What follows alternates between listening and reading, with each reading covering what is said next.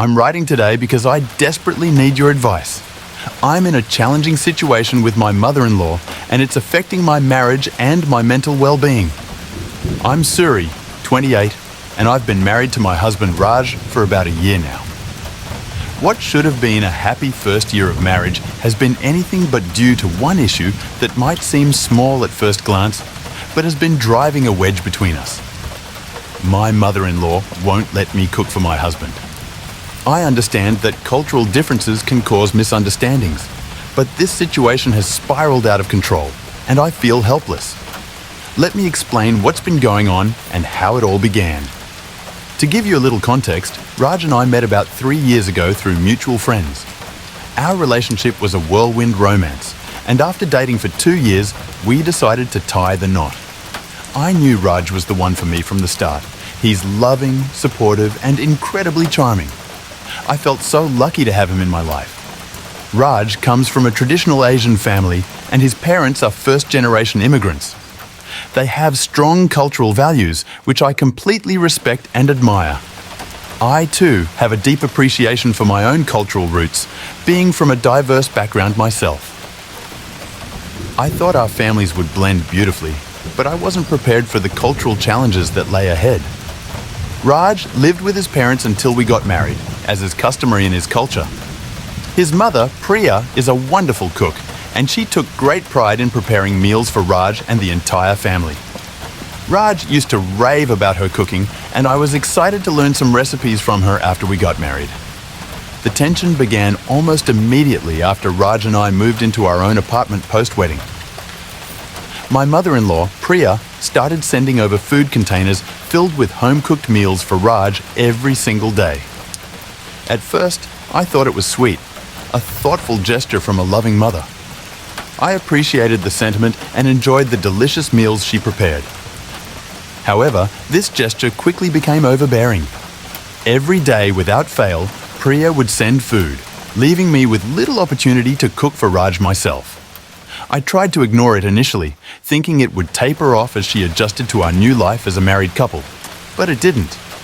I decided to speak with Raj about it, thinking we could come up with a solution together. I remember one evening sitting down with him after dinner, my heart pounding as I tried to find the right words. "Raj, do you think maybe we could ask your mom to slow down on the food deliveries a bit?" I asked gently, trying not to sound confrontational. "I love her cooking, but I'd like to cook for us sometimes too." Raj looked at me, clearly caught off guard. He hesitated, glancing at the stack of empty containers on our kitchen counter. "I understand, Suri," he said slowly. "But you know how she is. She just wants to make sure we're eating well. She means well, I promise." I nodded, appreciating his attempt to diffuse the situation. But inside, I felt a growing frustration. Why couldn't he see that I wanted to contribute to our home in the same way?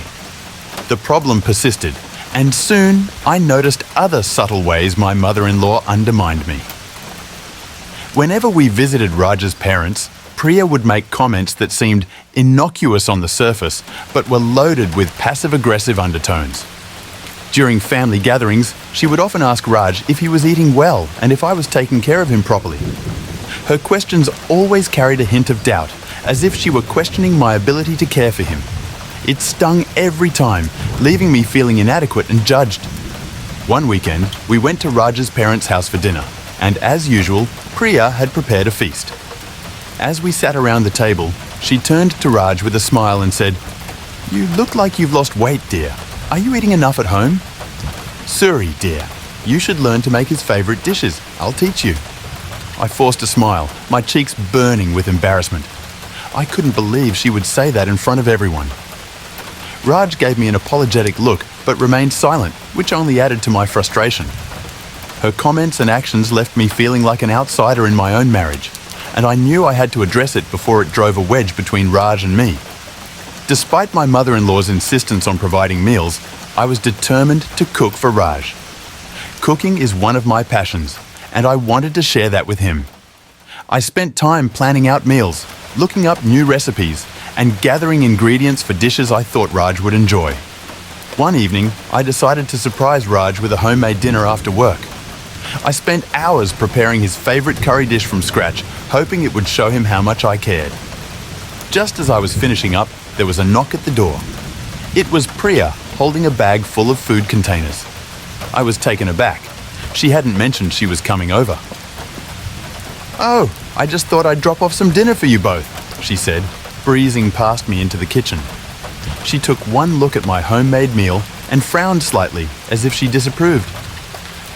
Raj walked in at that moment, and I watched as he greeted his mother warmly, thanking her for the food. My heart sank. It felt like my efforts were overshadowed, and the meal I had prepared with so much love was dismissed as an afterthought. Priya's presence turned what should have been a special evening into yet another reminder of her control over our lives. I felt defeated and invisible, struggling to assert myself in my own home. I knew I had to talk to Raj again, so that night after Priya left, I gathered my courage and approached him.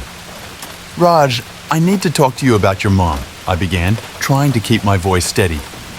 "I really appreciate her efforts, but I want to cook for us too. I feel like I don't have a chance to be your wife if she's always here, controlling everything." Raj sighed, rubbing the back of his neck. He seemed torn, caught between his mother and me. "Suri, I understand where you're coming from," he said, his voice heavy with conflict. "But she's just trying to help. She doesn't trust easily, and cooking is her way of showing love. I don't want to hurt her feelings." His response felt like a blow. It was as if my feelings didn't matter as much as his mother's, and I couldn't understand why he couldn't see the impact this was having on me. "I'm not trying to come between you and your mom, Raj, but we need to set boundaries. I want to be able to cook for you, to take care of you too," I pleaded, hoping he would understand. He nodded slowly, promising to talk to Priya. But deep down, I knew it wouldn't be easy for him to stand up to her. His loyalty to his family was strong, and I feared that it might overshadow his commitment to our marriage. Days turned into weeks, and Raj still hadn't spoken to his mother about the issue. I could sense his reluctance, and it only fueled my frustration.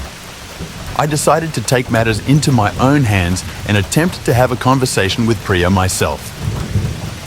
One afternoon, I invited Priya over for tea, hoping to create a relaxed environment where we could talk openly. I prepared her favorite snacks and set the table, trying to show her that I valued her presence in our lives. As we sat down, I took a deep breath and began. "Priya, I wanted to talk to you about something that's been on my mind. I really appreciate all the meals you've been sending, but I'd love the chance to cook for Raj as well. Cooking is important to me, and I want to be able to share that with him." Priya's expression shifted, a flicker of annoyance crossing her features. "I understand, Suri, but you know Raj has always loved my cooking. I'm just trying to make sure he's taken care of. It's my way of showing love." I nodded, understanding her perspective, but feeling frustrated nonetheless.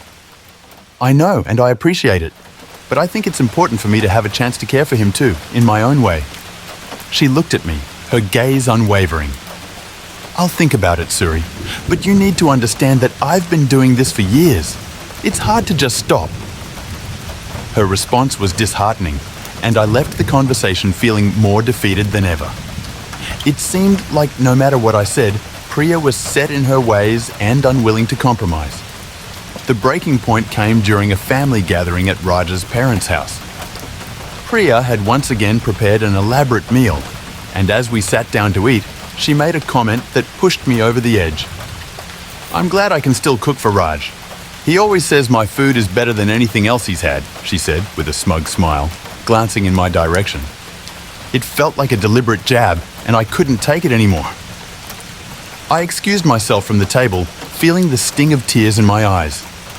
I headed to the bathroom, needing a moment to collect myself. As I stood in front of the mirror, I realized that I couldn't keep living like this. I couldn't continue to let Priya's actions undermine my role as a wife.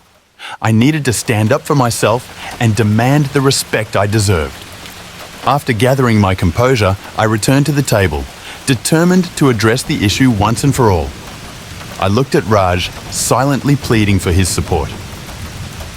Later that night, after we returned home, I finally saw a change in Raj.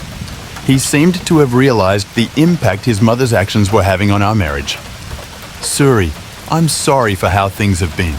I've been thinking about everything, and I realized that I haven't been fair to you, he admitted, his voice filled with sincerity. I felt a glimmer of hope, grateful that he was finally acknowledging the situation.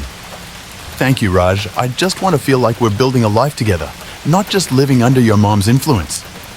Raj nodded, determination in his eyes. I'm going to talk to my mom tomorrow. I'll tell her that we need to find a balance and that you should be able to cook for us too. Hearing his words brought relief, and I felt a sense of reassurance that maybe things would start to change. I knew it wouldn't be easy for Raj to confront his mother, but his willingness to try meant the world to me. The next day, Raj kept his promise and went to visit his mother. I waited anxiously at home, hoping that the conversation would lead to a positive outcome.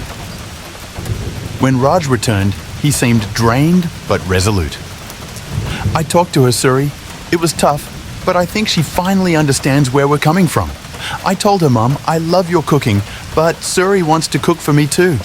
Please let her have that chance. She's my wife, and I want to enjoy her food as well. His words brought tears to my eyes, and I felt a wave of gratitude for his support. I knew it wasn't easy for him to stand up to his mother, but he had done it for us. Raj continued. She seemed to take it well, but it's going to take some time for her to adjust. I hope she respects our wishes moving forward. I nodded, understanding that change wouldn't happen overnight, but feeling hopeful that we were finally taking steps in the right direction. And so, I'm reaching out to you for advice. Have any of you experienced similar situations with a controlling mother-in-law? How did you navigate setting boundaries without causing a rift in the family? I love Raj and want to make our marriage work, but I also need to find a way to coexist with Priya without feeling overshadowed. Any advice or encouragement would be greatly appreciated as we work through this challenging dynamic.